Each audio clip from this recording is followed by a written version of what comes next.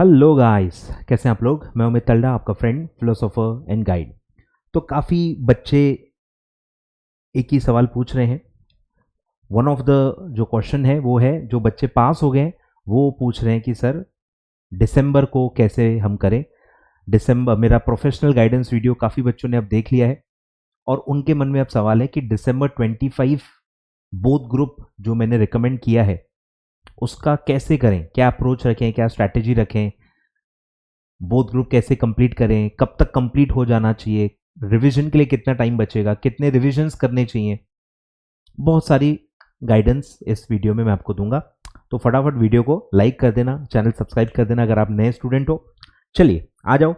तो CS professional new syllabus both groups दिसंबर 25, ठीक है। कैसे करना है, अप्रोच क्या होगा, मैं आपको बताता हूं। सबसे पहले बेसिक तो मैं देखो सब बता चुका हूं, डेट्स क्या हैं, सब्जेक्ट्स क्या हैं, ये क्या है, वो क्या है। मैं लिंक डिस्क्रिप्शन में दे देता हूं। हो सकता है काफ़ी बच्चों ने वो वीडियो ही ना देखी हो, तो पहले आप वो वीडियो देख लो। उसमें सारा जो बेसिक है सब मैंने उसमें बता दिया है। उसके बाद फिर जब आप टारगेट करोगे दिसंबर 25 की पढ़ाई स्टार्ट करोगे तो ये वीडियो उसके लिए आपको काम आएगा। तो सबसे पहले टाइम का स्टॉक ले लेते हैं कि टाइम कितना है। टाइम तकरीबन आई थिंक 280 डेज के आसपास है, 280 डेज के आसपास है, ठीक है। एवरेज थोड़ा बहुत कम ज्यादा होगा डिपेंडिंग अपॉन कि आप ये वीडियो कब देख रहे हो। 280 डेज मेरे हिसाब से आज की डेट में है। मतलब मैं जब तक आप ये वीडियो देखोगे, थोड़ा टाइम लगता है ना, वीडियो काफी लोग काफी देर से देखते हैं, अपने कन्वीनियंस से देखते हैं। तो 280 डेज तब तक होंगे। और क्लासेस का जो टाइम है वो भी काफ़ी बच्चों को नहीं पता है। तो मेरे नॉलेज के हिसाब से कुछ क्लासेस, कुछ सब्जेक्ट्स के क्लासेस 150 आवर्स के होते हैं, कुछ के 175 180 के होते हैं, कुछ के 200 या उससे ज़्यादा भी होते हैं, ठीक है। बट 200 से ऊपर काफ़ी कम ही टीचर्स के लेक्चर्स जाते हैं। नॉर्मल जो मैं बता रहा हूं 150 160 180 इस तय होता है। मैक्सिमम सब्जेक्ट्स आपके इसी रेंज में आएंगे। तो मैंने इसलिए मेरे जजमेंट के हिसाब से लिया है कि 1000 से लेके 1200 आवर्स तक के लेक्चर्स होंगे। 1200 के हिसाब से अगर आप 7 सब्जेक्ट्स का एवरेज निकालेंगे तो 170 171 आवर्स होंगे, जो कि एकदम सही है। 175 आवर्स मेरे हिसाब से ऑन एन एवरेज आपका हर सब्जेक्ट का जाएगा। कम भी हो सकता है depending upon teacher to teacher. आई ख्याल में टीचर टू टीचर काफ़ी वेरी करता है। मेरा जैसे आप SMCF सब्जेक्ट देखेंगे, मैं एक ही सब्जेक्ट पढ़ाता हूं, आपको पता ही होगा। तो SMCF मेरा सब्जेक्ट 180 आवर्स का है, 180 आवर्स का है। तो ऐसे कुछ कुछ जो फेयरली थोड़े से लेंदी सब्जेक्ट्स हैं वो 180 200 तक जाएंगे जाएंगे। पर कुछ सब्जेक्ट काफ़ी शॉर्ट भी हैं, तो 150 इवन लेस देन 150 भी हो सकते हैं, ठीक है। तो 1200 एक बहुत ही सेफ नंबर है जो मैं लेना चाहूंगा, ठीक है। 1200 आवर्स आप मान के चलो। अब करना कैसे है, कितने सब्जेक्ट कब करना है, क्या करना है, इसका हम डिस्कशन करेंगे। तो ऐसा कुछ मेरे हिसाब से करना चाहिए। ये कुछ मैंने रफ कैलकुलेशंस की है। मेरे हिसाब से 2 बैचेस में होंगे, 2 बैच आपको ऐसा पढ़ाई के 2 बैचेस करने होंगे, क्योंकि 7 सब्जेक्ट हैं। आप सातों सब्जेक्ट एक दिन में तो नहीं पढ़ सकते। क्या ही आप एब्जॉर्ब कर पाओगे, क्या ही दिमाग में क्या ही घुसेगा, आप सोच के देख लो। तो सातों सब्जेक्ट रोज पढ़ रहे हो ऐसा तो मैं कभी रिकमेंड नहीं करूंगा। मतलब आपको एट अ टाइम 7 से कम ही सब्जेक्ट पढ़ने, मतलब वो आप कंप्लीट करोगे फिर आपको रिमेनिंग सब्जेक्ट फिर से चालू करने पड़ेंगे। तो ऐसे 2 राउंड 2 बैचेस में आपका प्रिपरेशन होगा। तो फर्स्ट शेड्यूल जो होगा वो मैं चाहता हूं कि आप 4 सब्जेक्ट्स का करो, क्योंकि अभी आप पास हुए हो, आप में फुल एनर्जी है, आप पूरी दुनिया को दिखाना चाहते हो, समझ रहे हो, बहुत सारी चीजें पॉजिटिव हैं। तो अभी आप जोश में हो, आप ज्यादा आवर्स दे सकते हो, फ्रेश हो आप। तो मेरे हिसाब से अभी आपका खून उबल रहा है, उमड़ रहा है। पास वर्ड देखने के बाद सबका खून उबल जाता है, और हम चैंपियंस ट्रॉफी भी जीत गए हैं तो अब तो और उबाल हो गया होगा। तो 4 सब्जेक्ट्स एट ए टाइम मेरे हिसाब से आपको पढ़ने चाहिए, 2 आवर्स पर सब्जेक्ट। तो मिनिमम आपका 8 घंटे का शेड्यूल स्टार्ट हो जाएगा। अब सब्जेक्ट टू सब्जेक्ट आपको देखना पड़ेगा कि 2 घंटा अगर आपको पूरा ही क्लासेस ही देखना है तो फिर आधा घंटा सेल्फ स्टडी का ऐड हो जाएगा। तो 8 से 9 या 8 से 10 घंटे का शेड्यूल आपका जा सकता है। डिपेंड करता है कि टीचर का क्लास कितने आवर्स का है। स्टैंडर्ड 2 आवर्स का सबका रहता है, बट एक्सेप्शनल टीचर्स भी होते ही हैं मेरे जैसे। मेरा एक लेक्चर आई थिंक 50 मिनट्स या 1 घंटे का ही होता है। अलग अलग होता है, मतलब डिपेंड करता है। किसी का 1 घंटे का होगा, किसी का 1.5 घंटे का होगा, किसी का 2 या किसी का उससे भी ज्यादा हो सकता है। तो आपको उसका ऐसा फ्लेक्सिबल देखना होगा। 2 आवर्स का ही है तो बढ़िया, पूरा एक लेक्चर रोज आप देखो और हाफ एन आवर थोड़ा सा 15-20 मिनट्स निकाल के जो पंच वर्ड्स हैं या जो मेजर चीजें वो आप रिवाइज कर सकते हो। तो आप 8 से 10 घंटे मान के चलो कि आपको ये शेड्यूल फॉलो करना है। 8 आवर्स मिनिमम मेरे हिसाब से वो स्पीड बनी रहनी चाहिए। देखो ये शेड्यूल में या ये जो चीज मैं बता रहा हूं ये उन लोगों के हिसाब से बता रहा हूं कि जो रिवीजन के लिए बहुत अच्छा टाइम चाहते हैं। मैंने काफी शेड्यूल बनाए जिंदगी में, इससे काफी रिलैक्स्ड शेड्यूल भी बनाए हैं, बट उसमें फिर क्या होगा, रिवीजन का टाइम बहुत ही कट टू कट बचेगा। स्टैंडर्ड टाइम जो होता है ना हमारा 50 to 60 डेज, 1.5 से 2 महीना जो रिवीजन के लिए होता है मिनिमम, उतना ही फिर बचेगा।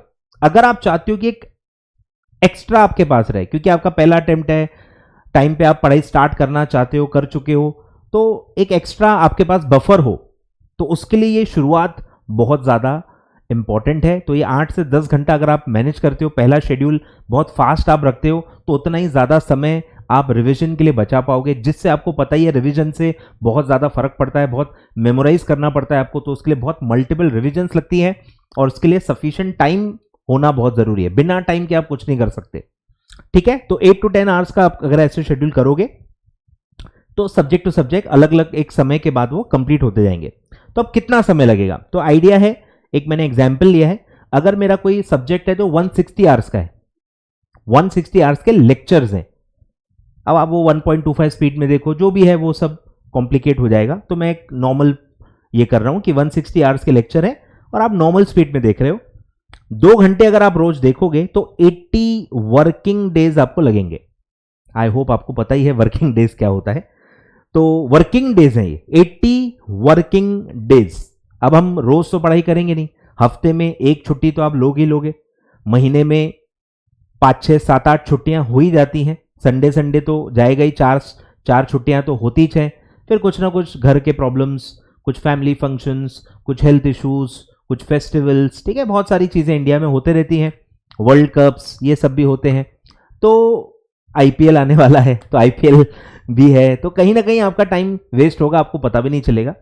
तो 20% हॉलीडेज होते हैं, मतलब हफ्ते का 1 या 1.5 दिन, हफ्ते का 1 या 1.5 दिन आप गिन सकते हो, आए ख्याल में। तो मेरे ख्याल से यानी महीने में 6 छुट्टियां, 4 तो संडे ही हो गए, 2 एक्स्ट्रा दिन मैंने बस ले लिए, तो 20% में सीधे सीधे ऐड कर रहा हूं। तो 96 डेज में आप 80 वर्किंग डेज पढ़ पाओगे मेरे हिसाब से। 96 को भले आप 100 डेज भी कर सकते हो, जितना बफर लोगे उतना अच्छा है, उतना मतलब वो रियलिस्टिक होते जाएगा, उतने चांसेस बढ़ते जाएंगे कि वो आप अकम्प्लिश कर पाओगे। तो 100 डेज आपको ऐसा लगेगा। तो भाई 160 आवर्स का कोई ड्यूरेशन का वीडियो लेक्चर है तो आपको 100 डेज में आप पूरा लेक्चर अच्छे से देख लोगे।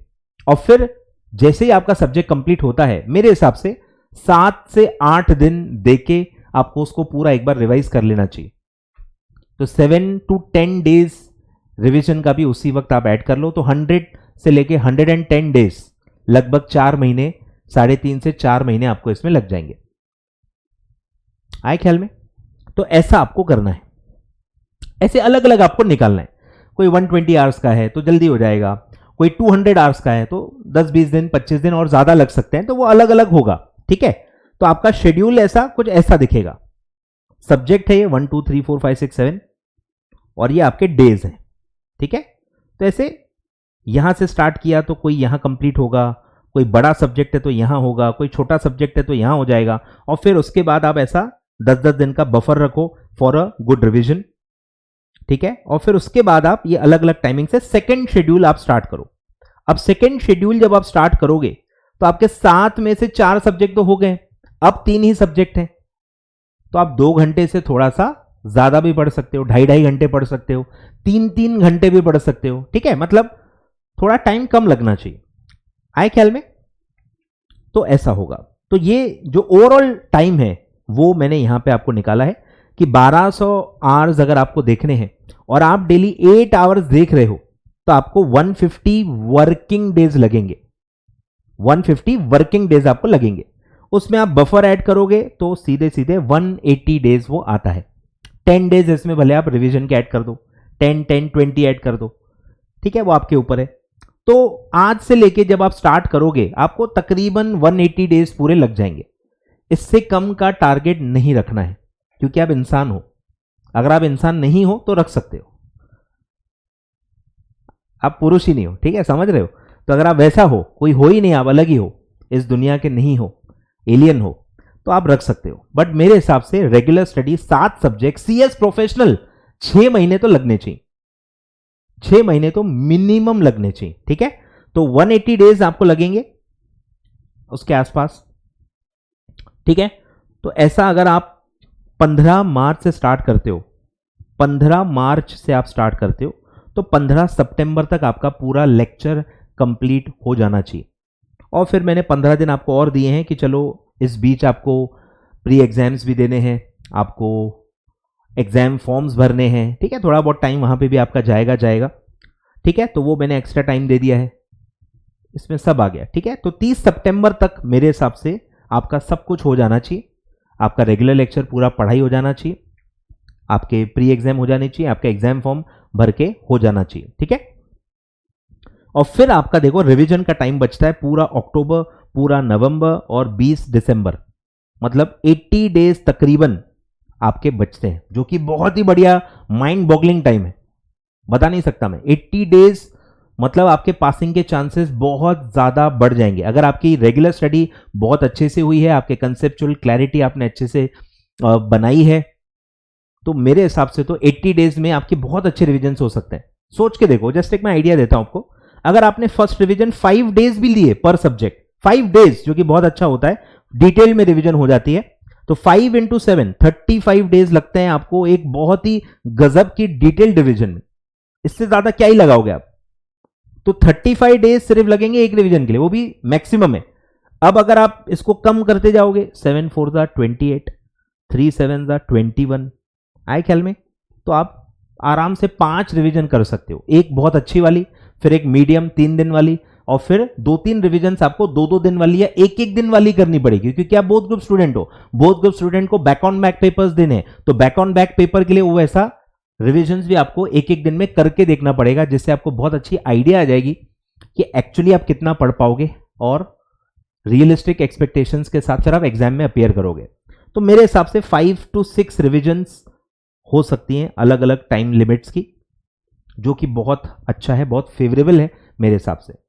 तो वो स्टार्टिंग से ही वो जो 1-2 घंटा आप एक्स्ट्रा पढ़ रहे हो, उसका बेनिफिट है ये 20 दिन।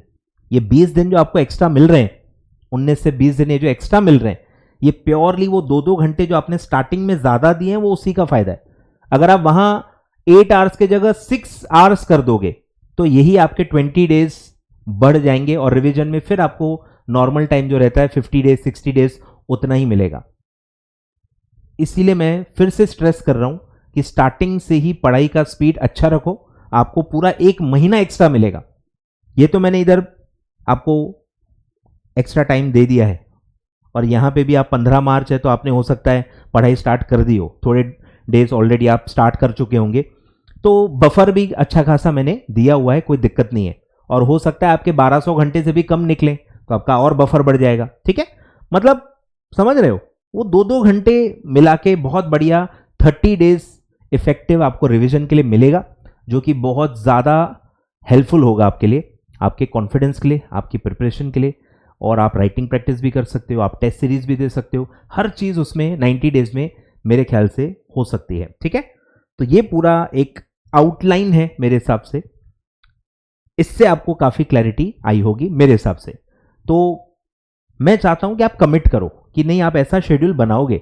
काफ़ी बच्चे कुछ शेड्यूल ही नहीं बनाते, ऐसे ही बस चालू किया, जब खत्म हुआ तब देखेंगे, उसके बाद जब चालू हुआ तब देखेंगे। तो इससे होता क्या है, इससे यही होता है कि रिविजन का टाइम माइनस होता है, आपका ये जो मिस मैनेजमेंट है, मिस कैलकुलेशन है, इसका सीधा असर आपके रिवीजन टाइम पे पड़ेगा, लोग 30 डेज में बोथ ग्रुप का रिवीजन करते हैं। सोच के देखो 30 डेज बोथ ग्रुप्स, तो बहुत ज़्यादा रिविजन्स हो नहीं पाती हैं। 2 रिविजन्स से उतना मेमोराइजिंग मेरे हिसाब से हो नहीं पाता काफ़ी बच्चों का। तो 3, 4, 5 जितना ज़्यादा आप रिवाइज करोगे उतना अच्छा मेमोराइज, उतना रिटेंशन पंचवर्ड्स का आपका हो पाएगा और आप बेटर कॉन्फिडेंट फील कर पाओगे before appearing for the exams. ठीक है, तो ये चीज़ें मुझे बतानी थी जो काफ़ी बच्चों को नहीं समझ में आ रही थी, और मुझे लगता है इतना ही बेसिक आपको पता होना चाहिए और एक बेसिक शेड्यूल बना के आपने पढ़ाई करना चाहिए, क्योंकि अब आप प्रोफेशनल में हो, मजाक मस्ती आप नहीं करोगे। ठीक है, तो आपका कमिटमेंट एक लाइक करके आप बता दो, वीडियो लाइक करो तो मैं समझ जाऊंगा कि कितने लोग हैं जो इसको कमिट करना चाहते हैं और वो वाकई में अपना शेड्यूल बनाएंगे। और बना के आप कमेंट बॉक्स में कमेंट करके भी बता सकते हो कि हाँ मैंने शेड्यूल बना लिया है, थैंक यू सो मच। बस आप कमेंट करके भी कम्युनिकेट कर सकते हो। ठीक है, चलिए, तो ये सब था गाइस, फटाफट आप स्टार्ट करें अच्छे से। ठीक है, स्टार्टिंग से ही बहुत अच्छा पढ़ाई करें, बहुत ही बेहतरीन प्रिपरेशन आपकी होगी। और जब प्रिपरेशन ही बहुत अच्छी होती है ना, तो पासिंग के चांसेस वैसे ही बढ़ जाते हैं। वो पेपर कैसा आएगा सर, वो चेकिंग कैसे होगी, इससे कोई फर्क नहीं पड़ता। प्रिपरेशन अगर आपकी अच्छी है ना, तो बहुत अच्छे चांसेस आपके बढ़ जाते हैं। आप हर सिचुएशन को टैकल कर सकते हो, बेस्ट से बेस्ट आंसर्स लिख सकते हो। तो आपको बाकी चीज़ों की वरी करने की ज़रूरत नहीं है, बस प्रिपरेशन पे ही पूरा आपको ध्यान देना है, प्रिपरेशन पे ही पूरी ज़्यादा मेहनत करनी है, उसी के भरोसे आपको एग्जाम में जाना चाहिए। ठीक है, चलो, thank you so much, do like the video, do subscribe my channel for more such videos, thank you so much.